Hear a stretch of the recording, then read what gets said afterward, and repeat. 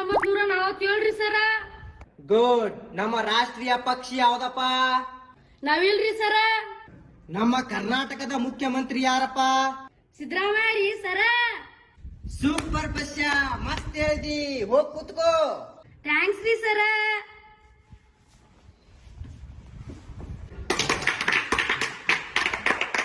ಏ ಗಿಡ್ಗುಂಡ್ಯ, ನೀ ಬಾರಪ್ಪ.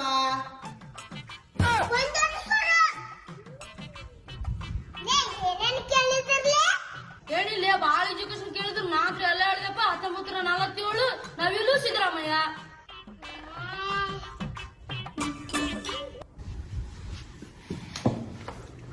ನೀ ಹುಟ್ಟಿದ ವರ್ಷ ಯಾವ್ದಪ್ಪ? 1947 ರೀ ಸರ.